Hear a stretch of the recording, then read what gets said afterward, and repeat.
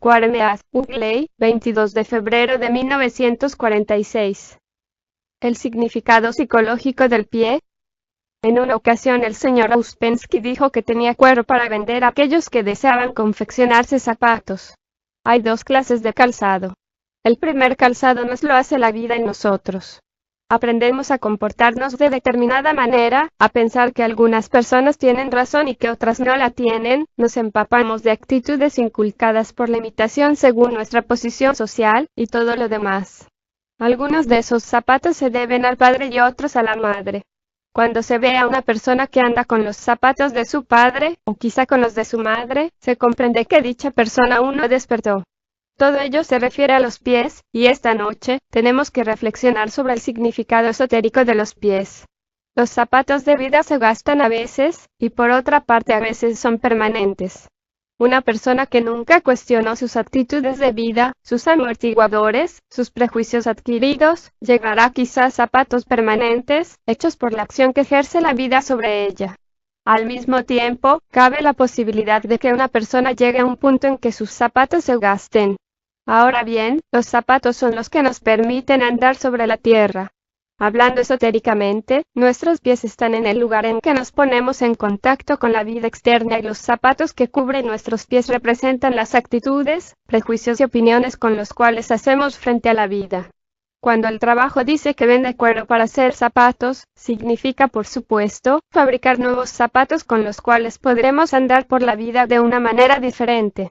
El pie, hablando psicológicamente, es nuestra parte más externa, nuestra parte con la cual nos ponemos en contacto con la vida. Ya habrán oído hablar del primer choque consciente que tiene lugar en el punto de entrada de las impresiones externas. Por lo común, no se produce allí choque alguno. La vida externa penetra en nosotros, y nos comportamos hacia ella, siempre de la misma manera. Tomamos todas las cosas como siempre lo hemos hecho. Nos comportamos de la misma manera. Nos ponemos en relación con las circunstancias externas, con las gentes, con todo cuanto pertenece a la vida externa, como siempre lo hemos hecho. El primer choque consciente consiste en la transformación de las impresiones. Si aceptamos todo lo que nos llega de la vida externa, a través de los sentidos, como siempre lo hicimos, no transformaremos la vida. Cada vez que ve a o a B, que existen en la vida externa, a quienes ve y oye a través de sus sentidos externos, reacciona usted a ellos como siempre lo hizo. No está usted trabajando sobre sí, nos está dando el primer choque consciente, que consiste en recibir las impresiones externas de una nueva manera. Un hombre, una mujer, lleno de prejuicios, ortodoxo y empecinado, naturalmente hallará muchas dificultades en recibir las impresiones de una manera nueva. Cuando sus pies psicológicos tocan la vida andarán siempre de la misma manera. Ahora bien, traduciendo lo anteriormente dicho en términos de trabajo, es visible que en tal caso, nos comportamos mecánicamente. Por eso, el lado mecánico de nosotros son nuestros pies. Mientras nos comportemos mecánicamente ante cada situación, andaremos siempre por los mismos lugares, psicológicamente hablando, es decir, no nos daremos el primer choque consciente, ni transformaremos las impresiones entrantes. Recuerde que todo lo que ve y oye, toda la gente que conoce, todo lo que lee, son impresiones entrantes, porque solo estamos en contacto con la vida externa mediante las impresiones entrantes que nos transmiten nuestros sentidos. Es justamente en este punto de las impresiones entrantes, donde el trabajo nos enseña algo muy definido. Si esas impresiones entrantes caen siempre en el mismo lugar en una persona, y excitan las mismas reacciones, las mismas antipatías, las mismas simpatías, los mismos juicios, las mismas críticas, los mismos pensamientos, los mismos sentimientos, nada podrá mover a dicha persona de donde está. No estará haciendo el trabajo. En tal caso es una pura máquina, un puro ejemplo de conducta mecánica. Sus pies, que son la mecanicidad a través de la cual toca la vida, siempre andarán de la misma manera. Decíamos recientemente aquí, que el trabajo nos enseña desde sus comienzos a luchar contra nuestra mecanicidad, y también la imposibilidad de lograrlo, a menos de discernir nuestra mecanicidad, por medio de una larga observación. Esta es la introducción al trabajo. Un hombre, una mujer, que no se puede observar a sí mismo y su conducta mecánica, es incapaz de trabajar sobre sí. Dan por supuesta su conducta mecánica, en la seguridad que sus condenas automáticas, sus críticas, sus prejuicios, sus desdenes y demás, son absolutamente justos. En suma, mientras no observen cómo toman la vida, la seguirán tomando como está en su capacidad de hacerlo. Creo que el punto principal radica aquí, a saber que, aceptando las reacciones mecánicas para la demás gente, para la vida externa, sienten, no solo que tienen absoluta razón, sino que no hay posibilidad alguna de tomar a las gentes o los eventos de la vida de otra manera. Este es un error. A veces personas muy sinceras me dicen, ¿cómo puedo tomar a esa persona diferentemente si estoy seguro de que está equivocada, y no es la clase de persona con quien no tendría relación alguna si pudiera evitarlo? Esto significa que, en ellas, ningún acto de transformación tiene lugar. Las impresiones externas penetran y, como la central telefónica automática, hace sonar las mismas reacciones en ellos, y sienten que solo así pueden reaccionar. Hablando recientemente sobre este particular, dije que era conveniente leer el Sermón del Monte y comprender que este se refiere a reaccionar de una manera nueva.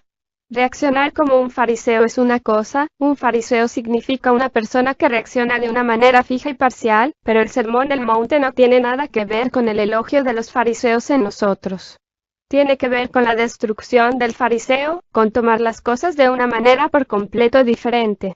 Por eso pertenece a la enseñanza que se refiere al primer choque consciente, esto es, a la transformación de las impresiones entrantes. Pero siempre tomamos las impresiones entrantes de los otros, de las situaciones de vida, del mismo modo. No creamos el primer choque consciente. Seguimos usando nuestros zapatos hechos por la vida. Por cierto, no estamos calzados con el cuero del trabajo. De lo que se ha dicho, es comprensible que el pie represente el lado puramente mecánico, o la personalidad gobernada por la falsa personalidad. En este trabajo nos dicen que es preciso hacer, hablando en general, que la personalidad sea cada vez más pasiva.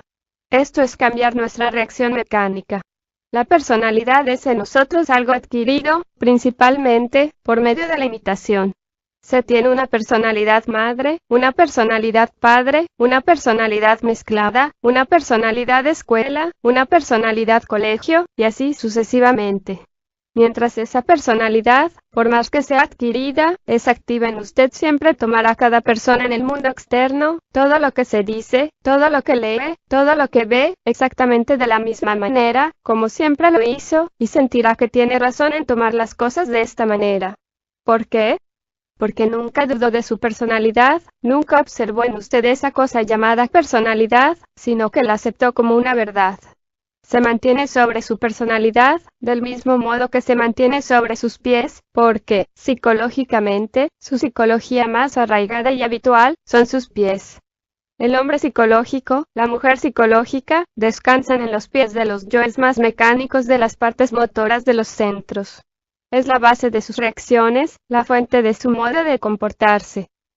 Ahora bien, el trabajo tiene cuero para vender, para hacer nuevos zapatos, nuevos pies, nuevas maneras de comportarse hacia la vida y todos sus incidentes. Comprender que es posible comportarse diferentemente hacia una sola cosa en la vida, es maravilloso, que no es necesario tomarla como se la tomó, y que, en suma, uno puede comportarse de manera diferente y sentir de manera diferente siempre y cuando comience a pensar de manera diferente, es decir, cambiar la mente. Como es sabido, el trabajo se propone hacernos pensar diferentemente, a condición que se empiece a pensar diferentemente, esto es, cambiar la mente. Como es sabido, el trabajo se propone hacernos pensar diferentemente, y de ahí sentirnos gradualmente diferentes, y con el tiempo llegaremos a vernos con nuevos ojos. Nunca se cansa de comportarse siempre de la misma manera. Por cierto, sería maravilloso no pensar, no sentir y no comportarse como siempre lo hacemos mecánicamente. Cuando Smith comprende a Smith y desea separarse de Smith, ya entiende de qué trata este trabajo. Ya empieza a discernir lo que significa la mecanicidad, y por medio de la observación de sí, se da cuenta de la hechura mecánica en él, de la pura maquinaria, de la cual hasta ese momento fue completamente esclavo. Se dice en el trabajo, que la comprensión de nuestra mecanicidad es el primer paso hacia el recuerdo de sí. A veces se denota la calidad del primer choque consciente con el término de recuerdo de sí. Se dice que si un hombre se da a sí mismo el choque consciente en medio de sus cuitas y ansiedades, creará en sí una nueva fuerza. De hecho, creará en realidad nuevos hidrógenos, nuevas energías en él mismo. Es, en este sentido, que la comprensión de la mecanicidad se entiende como una de las primeras formas del recuerdo de sí. Es una forma de transformación de las impresiones, de transformación de todas nuestras relaciones con nosotros mismos, y de este modo, con la vida exterior. Es un paso hacia dejar de ser una pura función mecánica de la personalidad. Si puede entender lo que significa el primer choque consciente, que tiene lugar exactamente en el punto de entrada de las impresiones provenientes de la vida exterior, sentirá la experiencia mágica de que no necesita tomar esta situación típica, de la manera típica como siempre la tomó, de que no necesita sentir esa antipatía que siempre sintió, ese odio, ese disgusto, ese aburrimiento, esa tristeza. Ya aprendió lo que significa la necesidad de no identificarse con todo. Por esto, ya discierne dónde y en qué dirección puede empezar la nueva vida. Todo ello pertenece a la comprensión del primer choque consciente, el cual es transformación, y a darse cuenta de que no es preciso reaccionar a las impresiones como siempre lo hizo. Como dije, ese lado mecánico y habitual de nosotros es llamado, esotéricamente, pie, la base psicológica de sí mismo, en la que se apoya el presente. En Isaías hay un pasaje muy interesante, que empieza con la extraña advertencia, de que es preciso retraer el pie del día de reposo. Isaías es un libro esotérico. Está lleno de enseñanza esotérica. Significa al punto que no hay que tomarlo literalmente como se hace con una parábola de cualquiera de los evangelios. Tras su significado literal, tiene un significado escondido. Examinemos la primera frase. Si retrajeras del día de reposo tu pie, si se lo toma literalmente, ¿cuál puede ser su significado? Si se toma el día de reposo como el ir a la iglesia, su significado es, al parecer, que convendría retraer el pie de la iglesia. Pero, desde luego, no es este el significado. Es preciso entender el pasaje psicológicamente. El pie es nuestro yo más mecánico situado en la parte más externa de los centros, las partes que tocan el suelo, es decir, la vida externa, y reaccionar mecánicamente contra la vida externa. Si una persona se retrae de su reacción mecánica en relación con el día de reposo, entonces puede lograr algo valioso.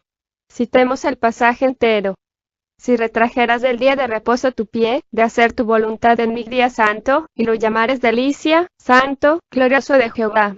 Y lo venerares, no andando en tus propios caminos, ni buscando tu voluntad, ni hablando tus propias palabras, entonces te deleitarás en Jehová.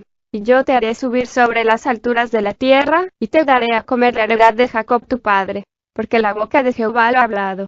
Isaías capítulo 58, versículos 13 y 14. Si se examinan esos extraños versículos psicológicamente, se descubre que están plenos de significado y que dicen exactamente lo que el trabajo nos dice ahora. El trabajo nos dice que si luchamos contra nuestra mecanicidad, aunque sea por un breve instante, siempre se obtiene algún resultado. El significado del día de reposo es el de poner fin al sí mecánico, de dejar de salirse con la suya, de cesar de hablar tal como se acostumbra, y así sucesivamente. Toda persona puede tener su día de reposo, la cesación de su mecanicidad, cada vez que lo quiera. Por ejemplo, se puede lograr la cesación del sí mecánico durante media hora, o aún, 5 minutos. ¿Qué significa cesar de hacer la propia voluntad? Significa hacer la voluntad del trabajo. Por ejemplo, en este momento, hacer la voluntad del trabajo, en lugar de servir a la voluntad de sí, la obstinación, quizás signifique que no se identifica con su presente sufrimiento. O tal vez signifique que no se justifica a sí mismo tal como lo hace. O quizá que considera externamente a una persona. El trabajo nos enseña todo esto. O tal vez signifique, para usted en este momento, dejar de hacer cargos internos, poner fin a la consideración interna. Esto es lo que el trabajo nos enseña. Significa no aceptar las emociones negativas ni creer en ellas, sino apartarse de ellas. Esto es lo que el trabajo nos enseña. Significa, en suma, todo cuanto nos enseña el trabajo.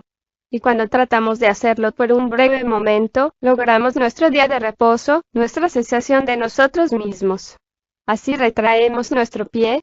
La mayoría de las gentes creen que el día de reposo es descansar del trabajo de la vida, pero en el esoterismo el día de reposo significa el trabajo sobre sí con la cesación de sí mismo. Es buena cosa trabajar sinceramente sobre sí para un breve día de reposo y tratar de llevar a la mente todas las ideas del trabajo, para elevarse por encima de la vida mecánica. El trabajo es un poder más alto que actúa sobre nosotros, pero es preciso llevar todo el trabajo dentro de nuestra mente, y todo su significado, para levantarnos por encima de demasiadas charlas insignificantes, de las demasiadas ansiedades de vida, de los demasiados celos a los que tan fácilmente se entrega uno, a ese poder superior, y si hacemos el trabajo, siempre lograremos buenos resultados. Pero no hay que empezarlo apartándose de los apetitos físicos. Es preferible apartarse de las cosas que están en nuestros centros emocional e intelectual. Es menester apartarse de ser negativo, de sentir que los otros tendrían que hacer lo que uno tiene que hacer. Apartarse de los estados de identificación, de los juicios que se hacen de ordinario sobre las otras personas. Apartarse de la propia depresión. Apartarse del sentimiento de que se tiene razón. Apartarse de todo lo que el trabajo nos enseña a apartarnos. Porque, así, se logra una nueva fuerza que Isaías, en el mismo capítulo, describe con estas palabras. Jehová te pastoreará siempre, y en la sequía saciará tu alma, y dará vigor a tus huesos. Y serás como huerto de riego, y como manantial de aguas, cuyas aguas nunca faltan. Isaías, capítulo 58, versículo 11. Esta es una descripción de lo que se logra al darse el primer choque consciente.